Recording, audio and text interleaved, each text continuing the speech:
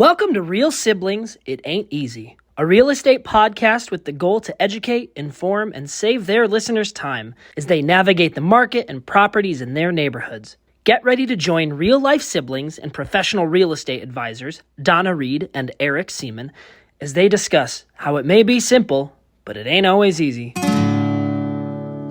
Every time I think about the places I have known, I realize that times have changed.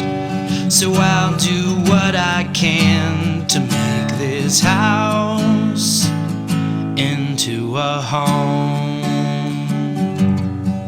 Yeah, yeah.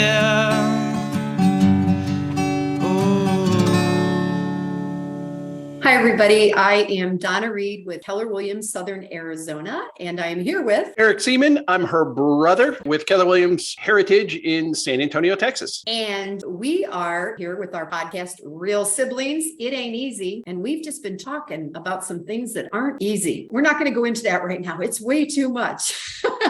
What we're here to do is talk a little bit about the home where we grew up, or the homes that we lived in Northwest Ohio when we were kids, and then compare and contrast and talk about how that has affected our careers in real estate with Eric in Texas and me in Tucson. All right, look, I know I'm supposed to, I want to interrupt that now. Go, brother. And I'm just going to say, look, we both know that one of the way we drive business is with for sale by owners, frequently referred to as a FSBO. And we have talked behind the scenes. It's like, I can't imagine anybody trying to do this. And with what you have going on right now with this transaction, can you imagine? Just going, if you were trying to do this on your own and had let somebody walk into your house and write up a contract and now have the situation you have had come up, who's going to handle that for you? Who does that? That's where we step in. Yeah, agreed. So without any names or specific details, it really ain't easy. It ain't easy. Exactly. So we've talked the last couple of podcasts about the exterior of the home. And today we're going to talk a little bit about the interiors of the home. And on the very first podcast that we did, we talked about the fact that I lived in 4 different homes when we were in Lindsey, Ohio. They were the 1868 that Eric and I have talked about a lot, 2 that were built in the 50s, and maybe the other one that I lived in was in the 50s. I frankly don't know the date of that one. That being said, we were talking about the interior walls today, and we kind of assumed that all of those were plaster walls. So those plaster walls were painted, they were paneled. We painted over wallpaper when I lived on Lynn Street, and when I was married, it was flocked wallpaper. And then there were some that were just white, like the first house on Main Street that we lived in. And Eric, do you remember? I know you were like a baby there. You were like 6 when we moved, but what do you remember about that house on Main Street? You know, that is, okay, I remember one time specifically at the big archway that went between the dining room and the living room, because that was one of the things that I think stood out in that house to me. The bland colors, and I know you said white, but I think it was some sort of a cream. It probably was. And of course, like we all walls. have different shades of white. Is it rice paper? Is it whole milk? Is it latte? Is it whatever? My ceiling's whipped cream. There you go. See, eggshell. But besides that, every room was differentiated by an archway. You went from the kitchen into the dining room, and it was a narrow archway. And when I say narrow, I'm thinking, kind of saying it was about 4 feet wide. 4 feet. That's kind of what I'm thinking. Right.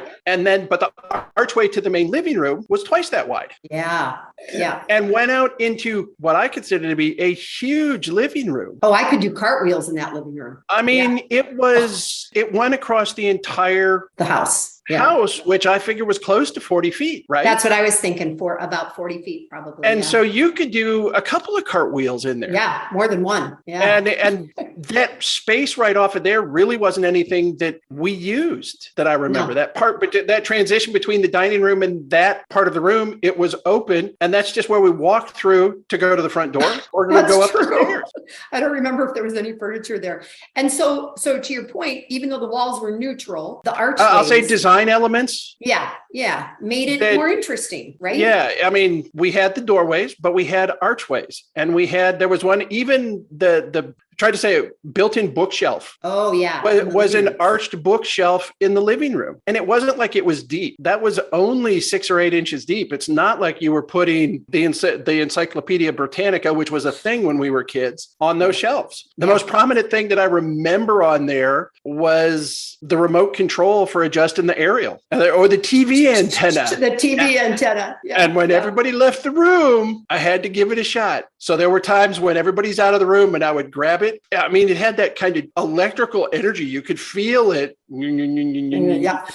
So would you call that shape like the top of a minaret kind of? Like, weren't they kind of pointy at the top? No, the kitchen was. We had that typical thing above the kitchen sink. Okay. But that itself was just a smooth archway, which kind of replicated the archway that went into the dining room. Okay. Well, the point in all of that is to think about what interior walls look like. And again, if you're watching this, then you can see that my interior walls, this is called shortbread cookie, you guys. And I have an archway and we have corbels from that old house in the archway, but it's a neutral color, unlike Eric, who has painted walls. I consider this, and I picked this color specifically because I call it Coca-Cola yellow. That is not what it was bought at, but little known, as much as we think of Coca-Cola as red and white, their delivery trucks in the 1950s and 40s were yellow. Okay. And they had the wood hand carriers that you could carry Coke in were bright yellow. So the walls, because sitting opposite from me, which you can't see, is a 1939 Coca-Cola sign made in Conshohocken, Ohio. It was the first Coca-Cola paraphernalia I ever bought.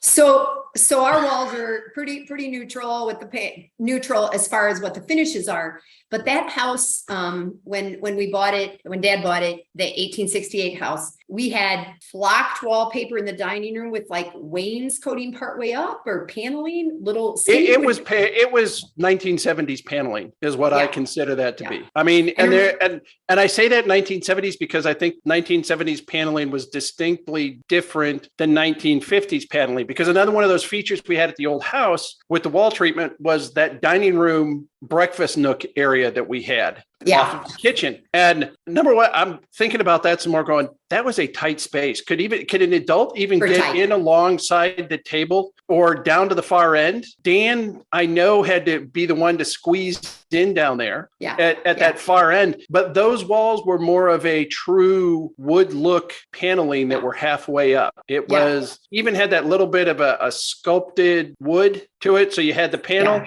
and then you had like a 1-inch piece in between that had a little bit of So, and then the house, the dining room with the wainscoting, with the flocked wallpaper and the glitter that Dad blew on the ceiling when we did that. That's right. We did the sweeping plaster ceiling with the glitter gun or the glitter cone. But our games were stored underneath where that paneling was. There was a handle there where you could open, and that's where we kept our games, which we used a lot in the winter at the dining table, right? That's right. The secret space. The secret space. That's where Harry Potter lives. Oh yeah. Who didn't even know? He wasn't even born then.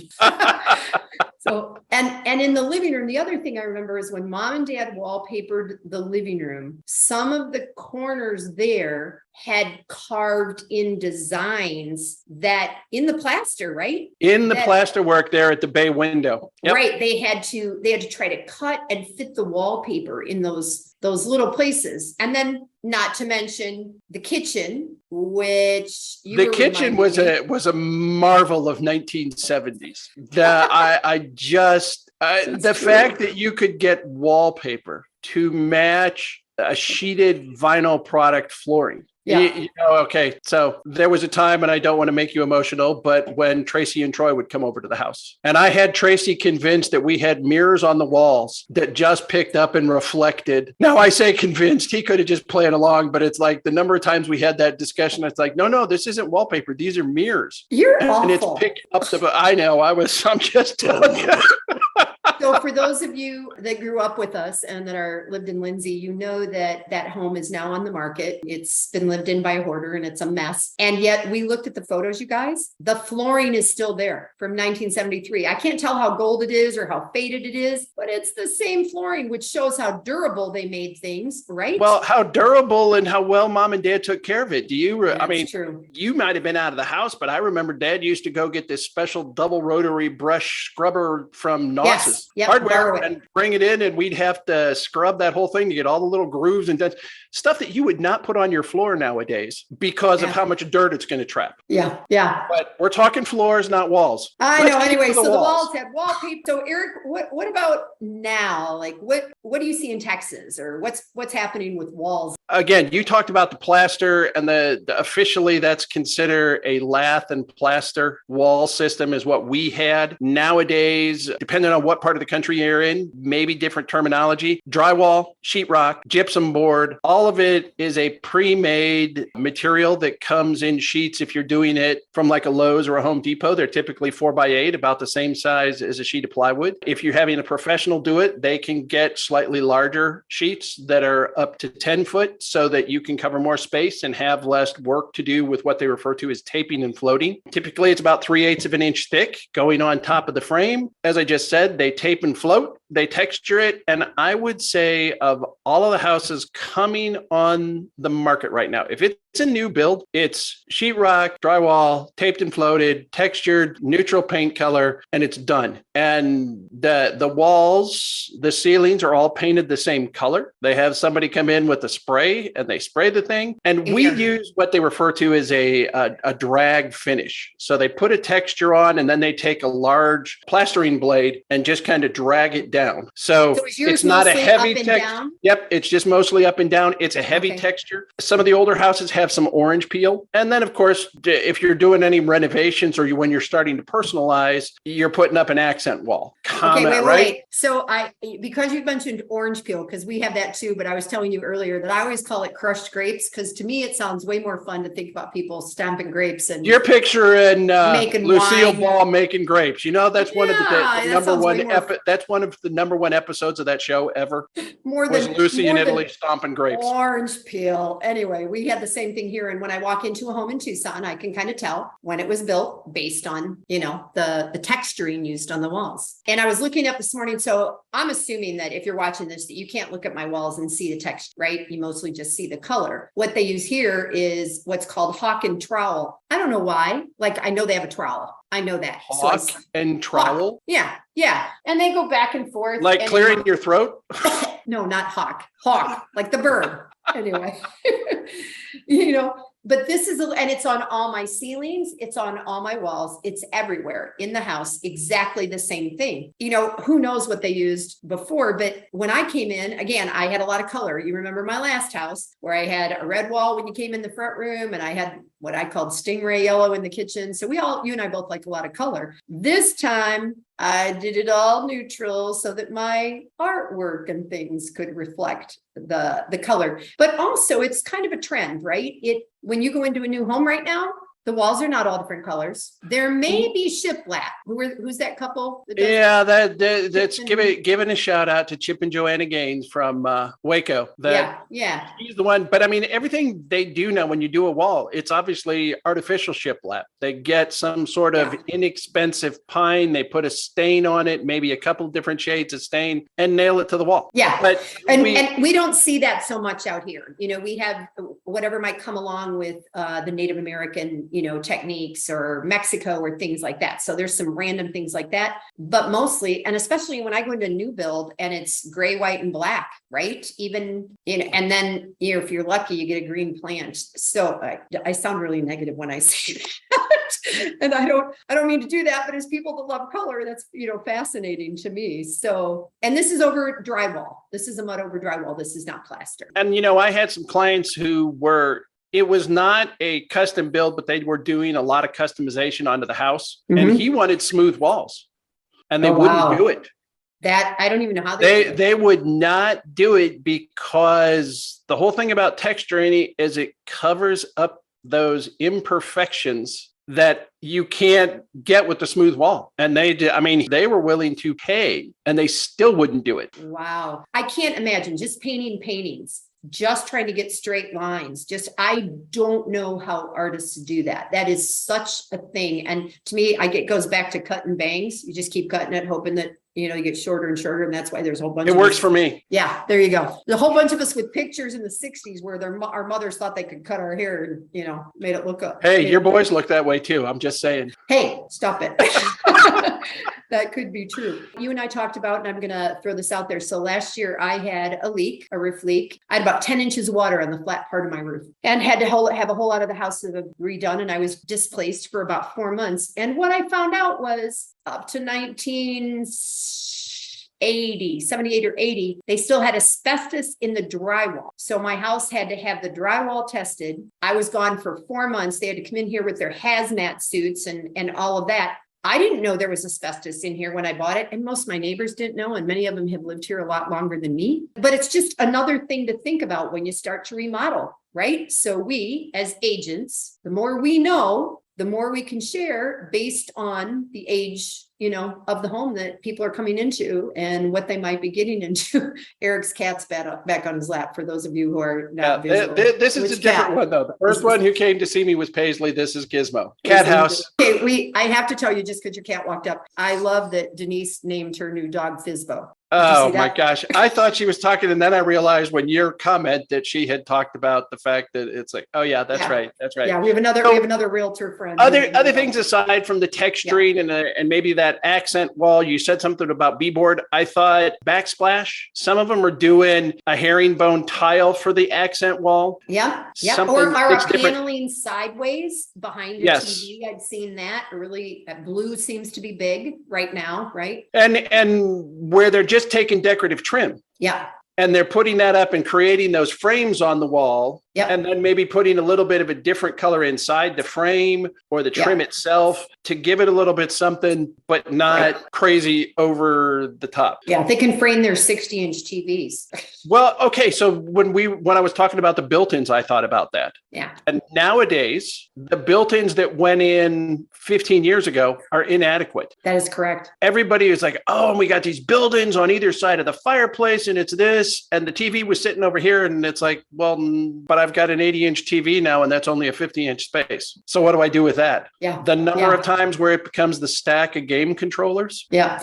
I think it's important to say that whatever's happening here as far as design is also at the same level probably happening in Texas. And as you and I just saw a house that got flipped back at home happening in Lindsey. So there are trends that are the same regardless of the product that's used on the wall. Yep. Right? White cabinets and neutral gray walls. As much as we talked about just white walls, the new neutral is some shade of gray. Yeah, that may look okay with tan or gray. Yeah, you're right. It's the neutral of the neutral du jour. Do you get a lot of are a lot putting in the gray out there, or are you it's starting to change? It's starting to change again. But I have people who they walk into the house. Depends on the flooring, and are they going to replace the flooring, or are they going to go with the flooring? Flooring will be another conversation another time. Absolutely, going to have to be another conversation. And of course, old houses, wallpaper is still a thing. Yeah. With the historic homes in San Antonio, there are companies now that are specializing in reproductions. If you've got as much as 6 inches, they will reproduce a wallpaper or a border. I've seen companies going, look, here's the pattern in this fabric. Can we do this as a wallpaper? So they're doing some more extravagant wallpaper that would be more period authentic to a late 1800s, early 1900s house. I like that. You and I both talked that we hope that that's what happens to the house that we grew up in. So one of the other things I want to throw, because the Lathe and Plaster design, it was a thicker piece. Right. And naturally, that meant a whole lot easier to put holes in and hang stuff in. Whereas sheetrock, you put even the tiniest nail and it's a little bit heavy than whatever you're hanging on it. Now you're getting out an anchor. You're putting in some sort of huge screw for a little 8-inch picture on the wall. Right. No, you're right. In order to hold it so while there are some advantages, there are some drawbacks as well. Exactly. Alrighty, brother. Are we ready to wrap it up? I think we're there. That's enough for right now. on interior walls. And of course, any single one of these things is going to be enough that we can go into more detail later down the line. But again, just as we wrap up, Donna and I close things out today. Thank you for listening and joining us in our stroll down memory lane. As we wrap up this episode, please keep in mind that our goal is to communicate, educate, and connect with you, our listeners and audience. If you're in Tucson or San Antonio, we are here to help you find that perfect property for your family to call home and create your own lasting memories in. If you're across the United States or around the globe, we are both part of extensive networks of professional real estate advisors, and we would be happy to connect you. Remember, it may be simple, but it ain't always easy. And until next time, I'm Eric. And I'm Donna. And we are Real Siblings. Every time I think about the places I have known, I realize that times have changed. So I'll do what I can to make this house into a home. Yeah, yeah.